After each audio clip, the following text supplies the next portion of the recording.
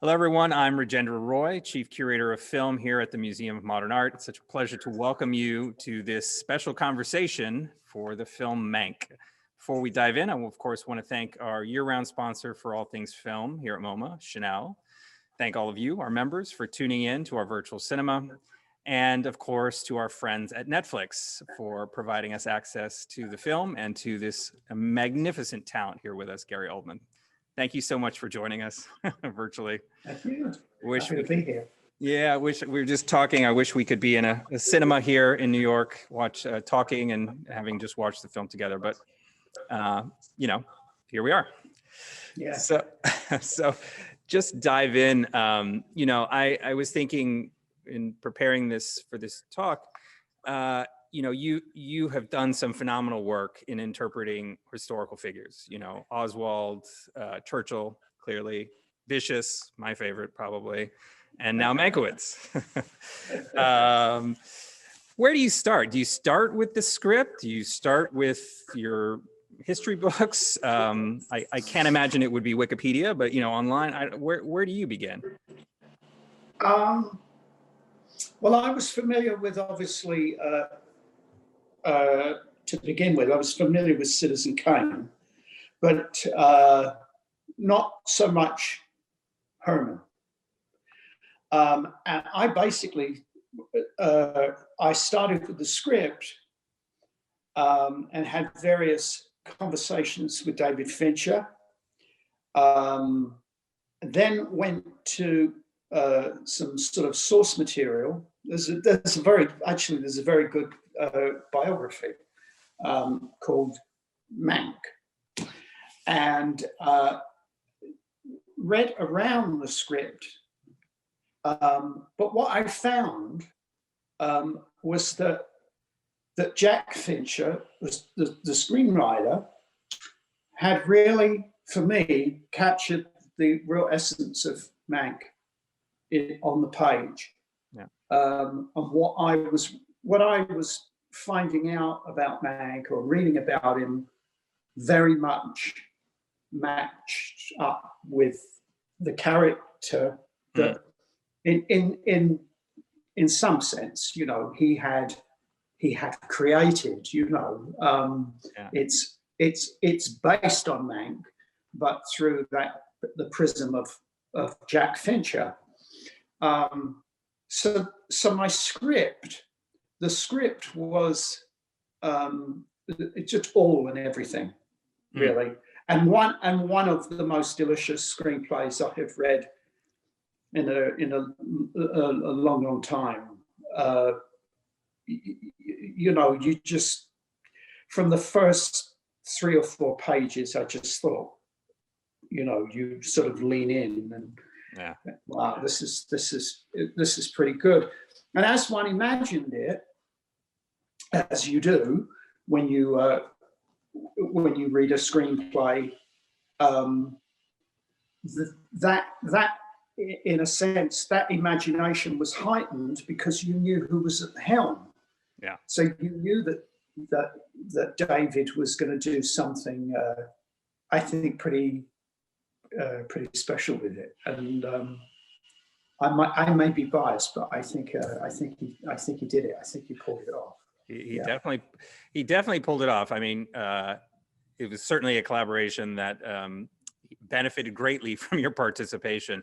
But this was also collaboration for him in a sense with his father. I mean, Jack Fincher was David Fincher's father, and this was a script that had been in David's hand for more than 10 years, as far as I understand it, right? He had been longer than that. I think it's maybe 23 years or so.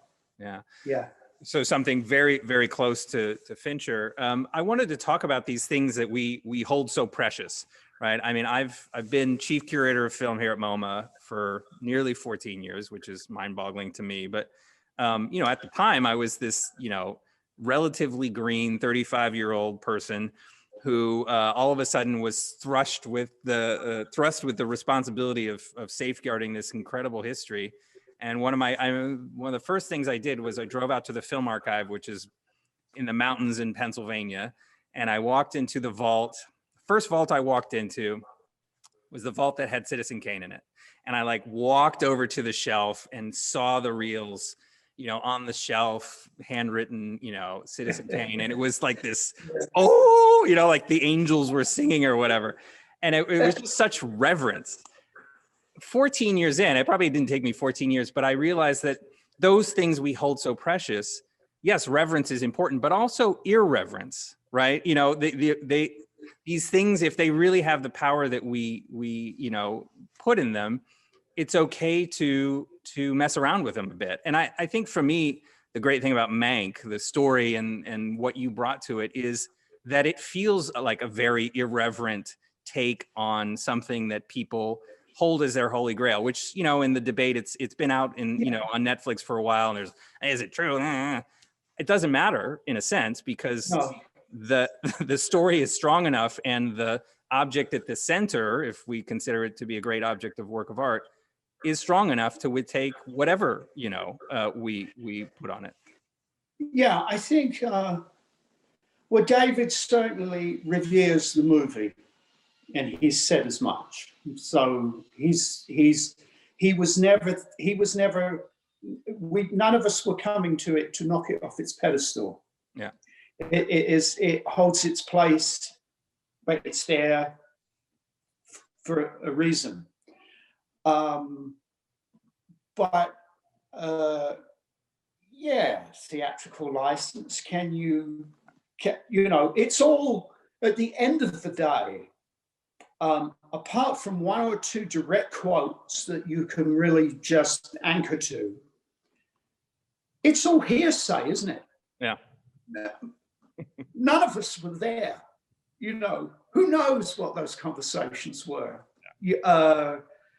And when you've got a sort of emotional trajectory in a work of art, in this case in a piece of drama, I think it's okay that you can shift time, and I think you're at liberty to move things around.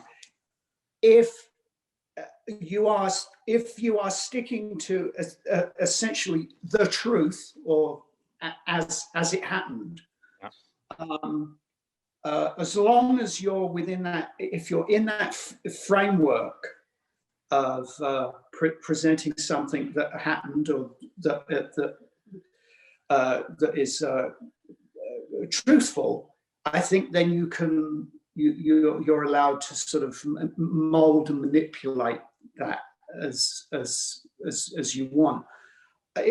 All of it, you could say that all of it is accurate if you see it through the eyes of Mankiewicz. Yeah. Huh. Interesting. Which we do in a sense. I mean, where it echoes Kane, Kane dies, and then they want to put together that, you know, you want to find out who this man was by all these different people that he goes and he talks to and he goes and meets. In a way, you get a sense of who Mankiewicz is through all the situations and all the people that he meets in the movie. So there is an echo there of the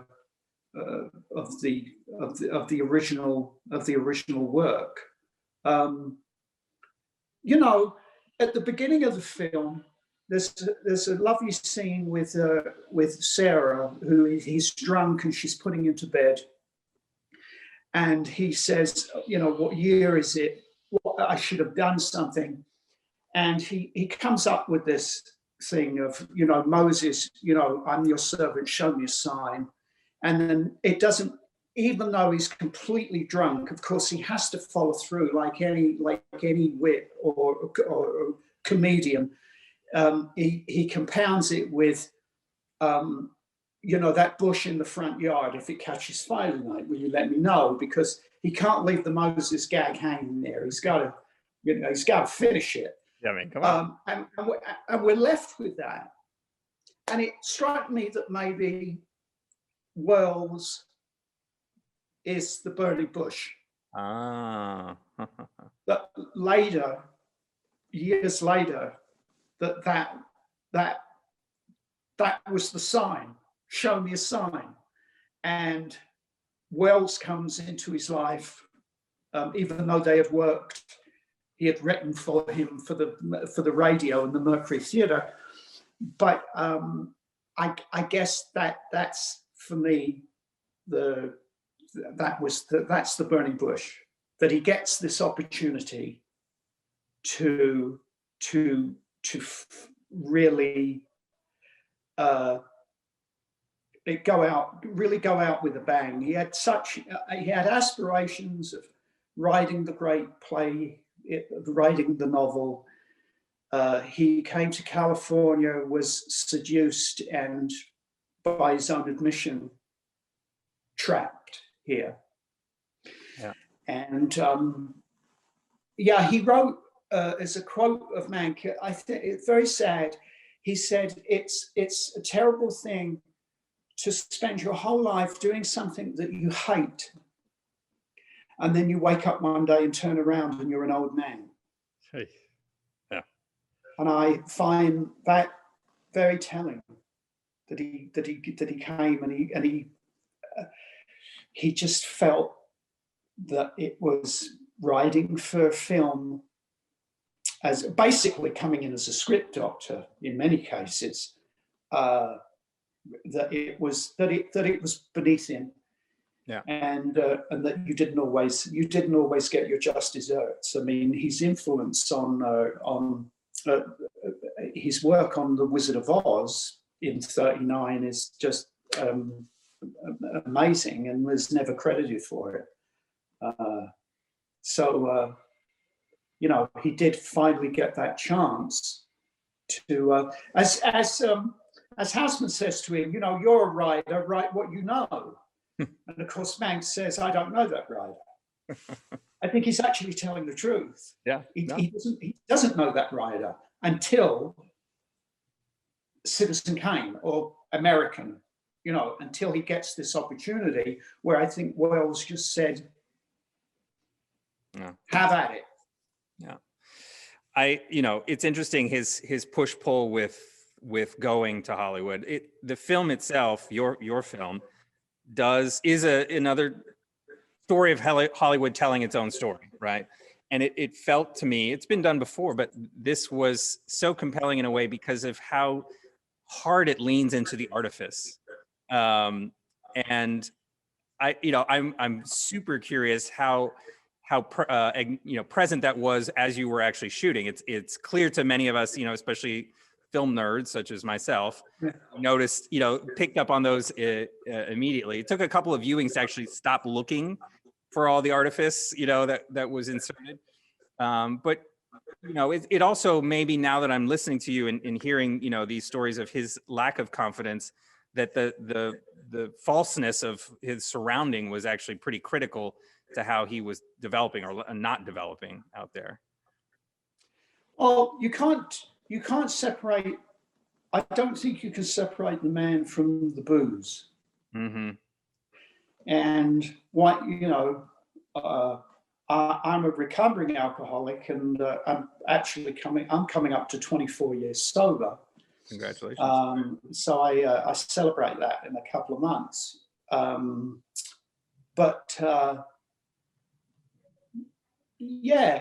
You've got this self-effacing kind of humor, a wit that, if it was aimed at you, as Wells described him as the perfect monument to self-destruction.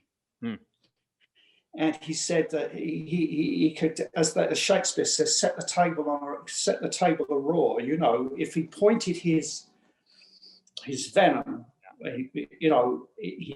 at you, at times you would laugh in spite of it, because it was so funny, even though it was directed at you. But he has this sort of cover of this wit, this self-effacing sort of humor, which I think is masking inadequacy. Yeah. and self-loathing. You know, that's at the root of a lot of I think a lot of artists that have suffered from alcohol, and they sort of bat it away. You know, the great line of Dorothy Parker: "I'd rather have a bottle in front of me than a frontal lobotomy." You know, I think it was Brendan Behan who said, "I'm an alcoholic with a writing problem." You know, they can make you, and you do make fun of it. I remember in the day, you know, going to a bar or a restaurant or something and saying, you know, I'd like a vodka tonic. I say a large vodka tonic, and I say you have to bring it immediately because I'm an alcoholic. You know, and people will giggle. Yeah. But that's awfully, that's pretty sad, you know. So I think I mean, I'm speculating. Who knows? He may have never really been that happy with the way he looked. Yeah. You know, it could have been a physical thing. It could have been, you know, he had this father who was putting a great deal of pressure on them all the time to achieve. You know, so that may have played into it. But we're looking at someone who was, you know, it's sadly, it's that thing, Scott Fitzgerald. You know, you take the first drink and then the drink takes you. And alcoholics always seem to, they want an enemy. Yeah. They always seem to, you know, I mean, he virtually upset everyone that he worked with. Well, I mean, in a way, he couldn't kill himself fast enough with the alcoholism, right? So then he was going to murder everybody with his wit, along until right? Yeah. And he'd take some people with him, you know. Yeah. You know, so I could empathize. I could, you know, it's yes. Did he adore it? Absolutely. I think Sarah was played a huge role in his. Sarah was his rock. She was a sounding board for him, and yet he did treat her. You know, when you're that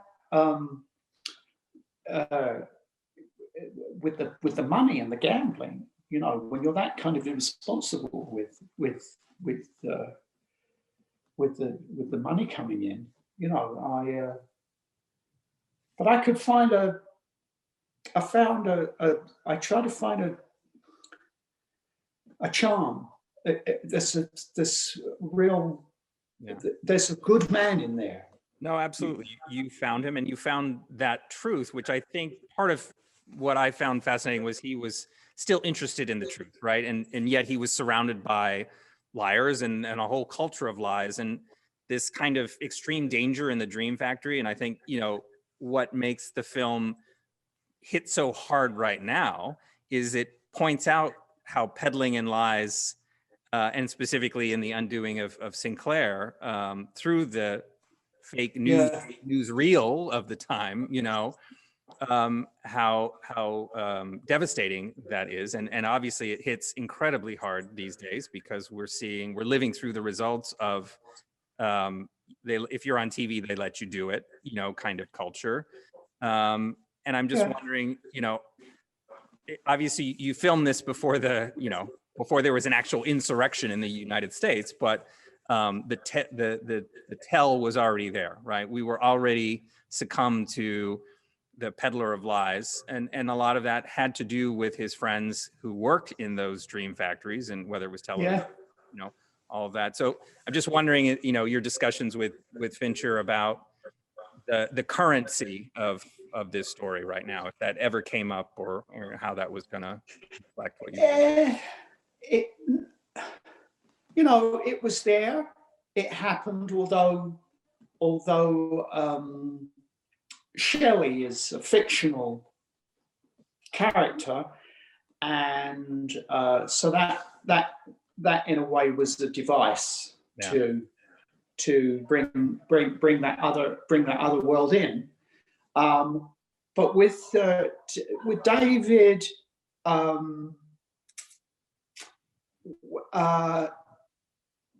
I mean, this was obviously something that, as we said at the beginning, you know, the script is 20-something years old, so it wasn't a thing that was pasted on. It's just times caught as it does. Times caught up with the screenplay, but it was not hammered home. You know, we pretty much touched on it. I've always believed, you know, people are political. Just they are, just by us being humans, being around. And David was very precise and specific with each character in rehearsal. I mean, that in itself is a luxury, because more often than not, it amazes me that anything is any good. When things are really good, it amazes me, because most of the time we have little or no rehearsal. We come in, we learn the thing in our kitchen or a bedroom or whatever, you know what I mean? You learn lines and you go in and you have one quick run through, you shoot and you're moving on. I mean, that's how movies are made. And so when you get, with David, you can actually luxuriate in this budget. You've got time for rehearsal, you have time to shoot.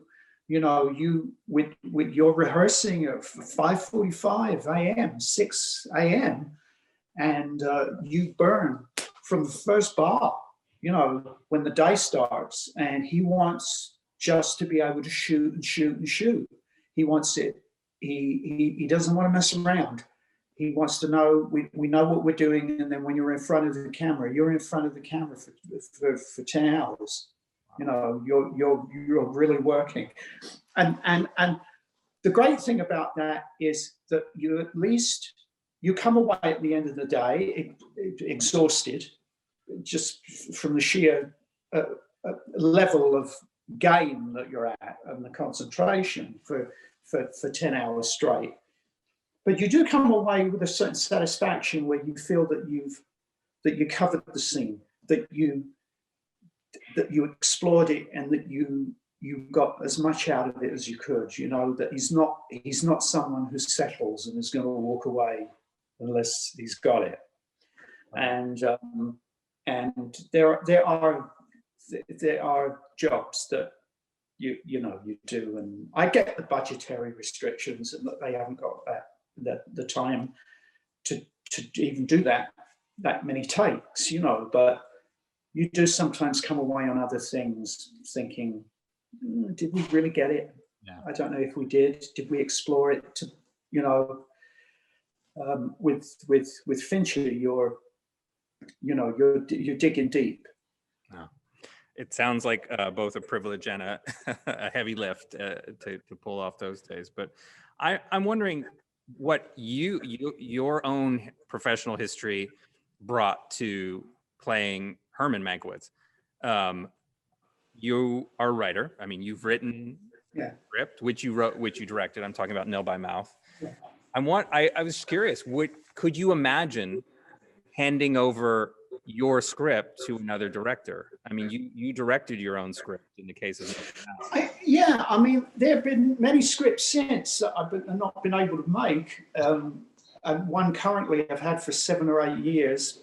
I'm trying to get made, but so I've been busy in the intervening years. Yes, you have.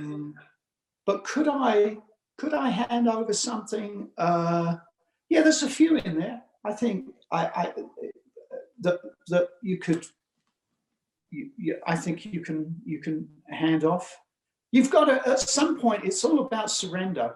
whether it's a writer handing over a script to a director then surrendering it to the people that are going to inhabit the roles. You know, there's always that point where you've got to be able to hand it off. And if you surround yourself with very intuitive, talented people, as David obviously does, you know, then you know that you've got to be able to delegate and trust that all those departments they're in good hands. I think that's a great skill of a director. You know, being able to, you know, many have said, you know, it's the casting. You get, you know, you cast and you encourage, you inspire, and then you wind them up. You let them go. You don't. David isn't someone who is.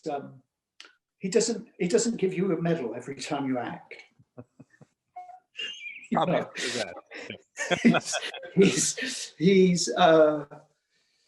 He's very focused on the scene. When he's got the scene, and then you're moving on to something else, and he'll come in, and you know, if he gives you that, you know, he won't say very much, or sometimes you get two, and you go, and you know, I turn to like Amanda or Iris, Howard, and say, "Hey, I got two." Yeah.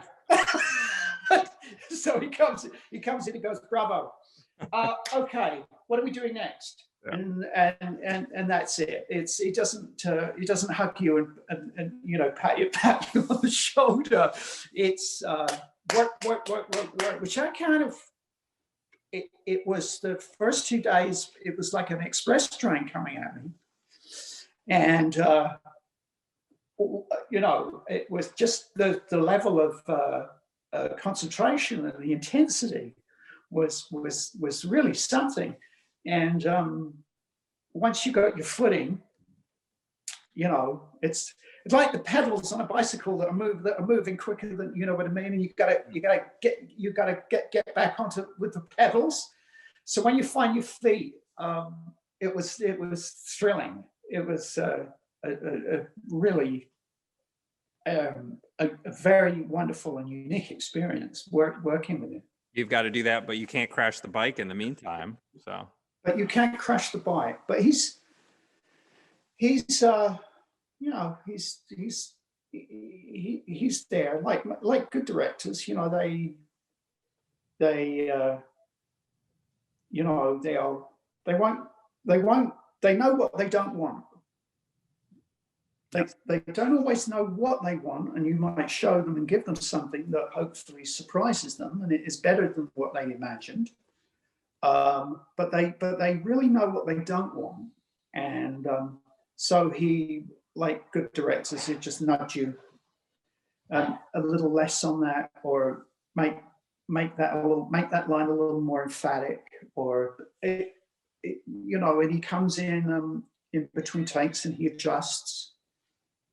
With notes in between every take, and then he'll see something or hear something, and that could even be just all technical. It could be camera, you know, even the way you turn your head and you hit the light, and he would say, "That was great, but you just went slightly too far. I need the light hitting." You know, he's maybe I don't know, because I'd never worked with him before, but maybe even more so with this one. I think because of he wanted the movie to be transportive. Right. He wanted it to take you into that period, which I think he achieved, I must say.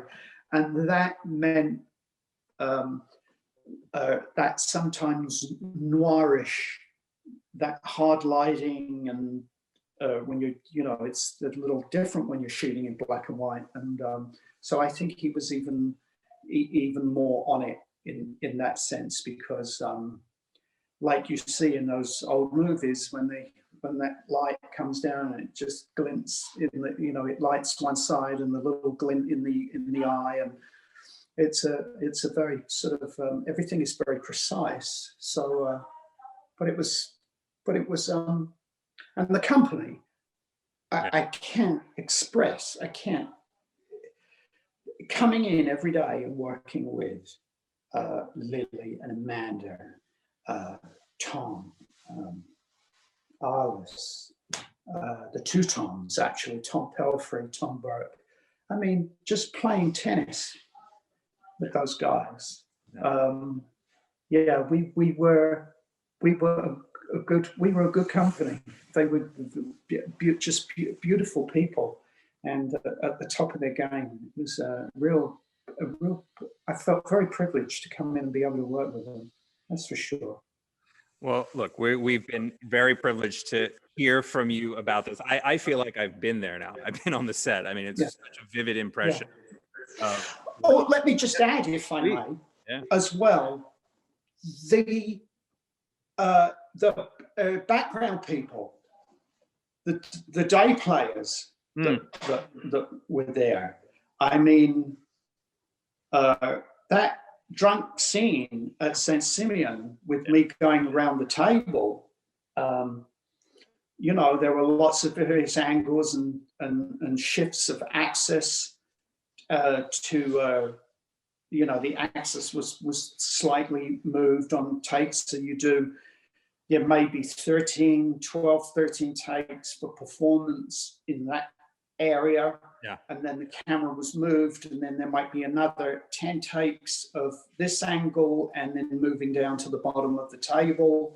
Then you're doing it on, then you've got the angles on Charles Dance, then you've got angles on Arliss, you've got angles on Amanda, and I'm going around the table, you know, doing the scene for them.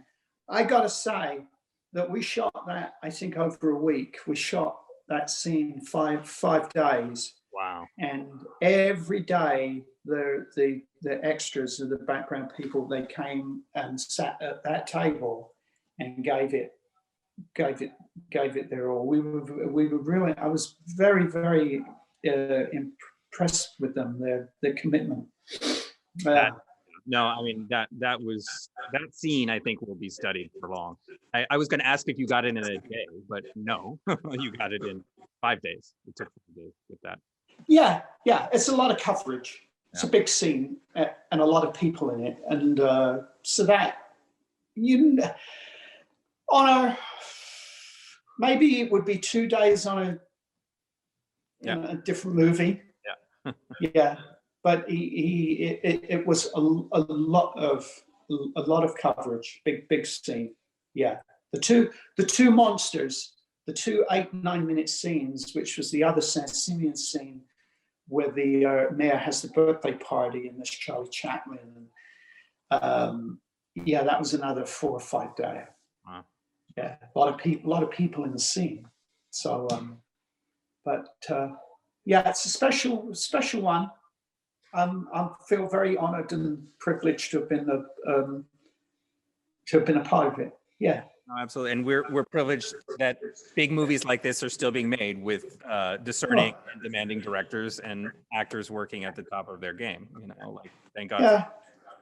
I don't know what's happening I couldn't even tell you right now. I don't have a barometer of what's happening in the movie, in the studio arena.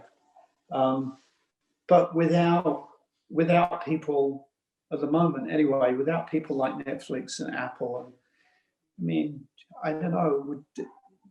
He tried to make the film 20 years ago, and you know, it had restrictions. They didn't want it in black and white. I mean, to say to David, you know, it's an unusual movie. It glamorizes and also shows the real ugly side of Hollywood.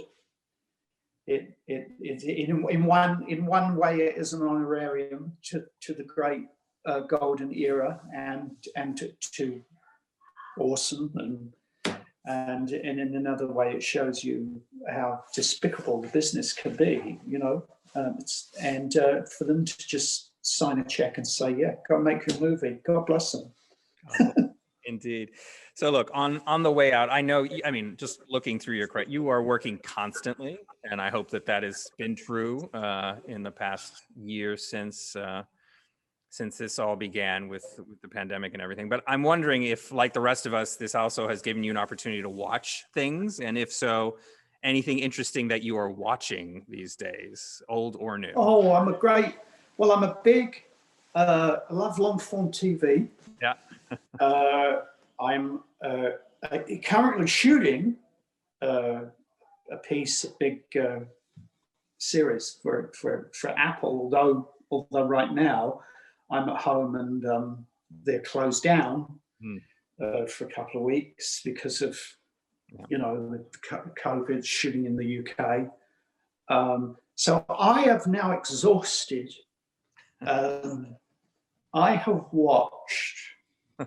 My wife and I have watched everything, but pretty much everything. We're back to.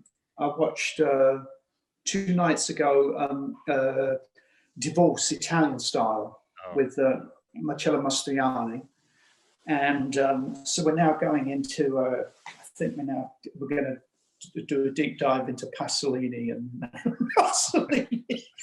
We're going to do some Italian realism and some Italian comedy, I think.